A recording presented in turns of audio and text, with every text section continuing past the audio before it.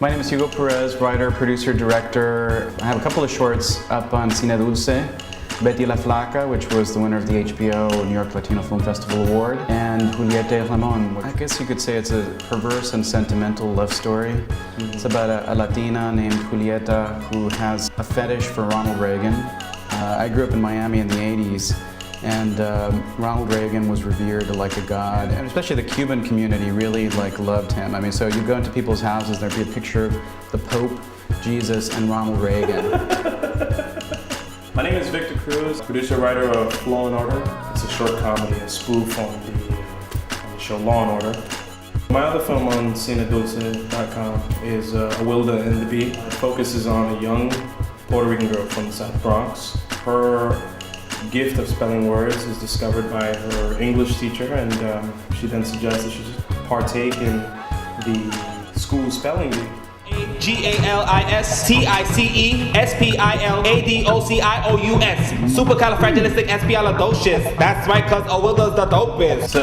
So Hugo, tell us a little bit about Betty La Flaca. Betty La Flaca was a short film that I did in 2006, and it is about a flaca, a skinny Latina who lives in the Bronx, who is not getting enough attention from the rest of the world, especially the guys.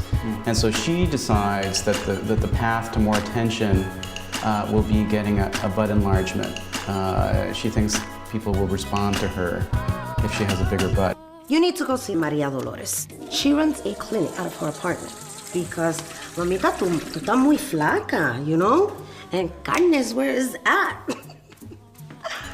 I probably would be one of those guys on the corner who wouldn't respond to Betty, poor Betty, who flacked. I like big butts and I cannot lie.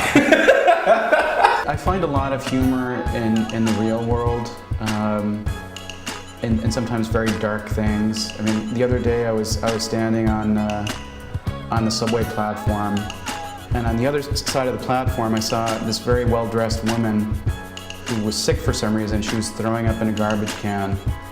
And then there was this giant rat that was walking towards the garbage can. It was kind of like, oh, it's lunchtime. And this was kind of like a kind of disgusting, dark moment. But I thought, this is darkly comic.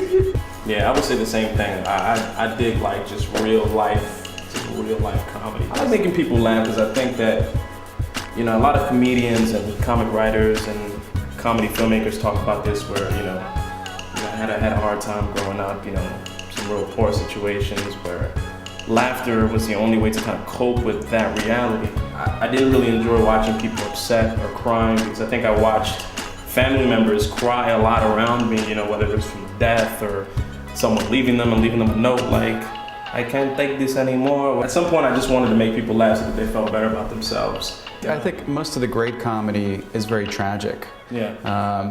I mean, you think about a film like Dr. Strangelove, it's a comedy about Armageddon and the end of the world, and yet it is really hysterical, I think the challenges that we face as filmmakers are, the biggest challenge is resources. I think resources are a big deal, especially when dealing with comedy, because there are some jokes that may deal with special effects, certain type of,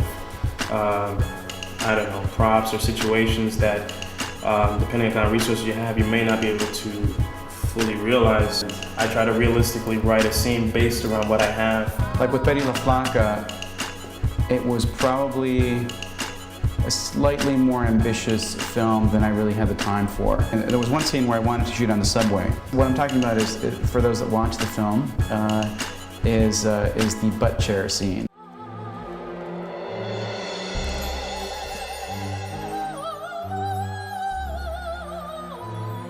Do you know what I'm talking about? Yeah, exactly. So there's some sort of chair outside. There's a chair that's almost like a butt mold.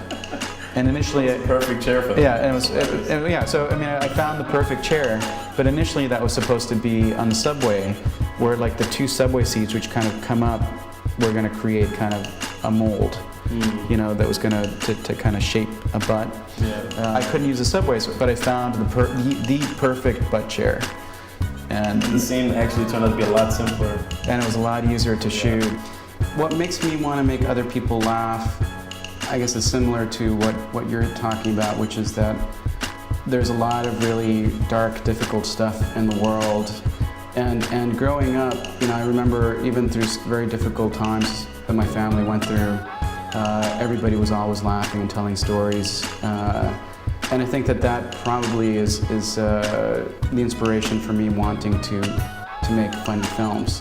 This is Hugo Perez, producer, writer, director of Betty La Flaca and Julieta Ramon. And I encourage you to tune in to Cine Dulce, www.cinedulce.com. It's Latino-licious. This is Victor Cruz. You're watching cinedulce.com. That's right, the sweetest website on all of the internet. If you're at work and you're bored, tune in.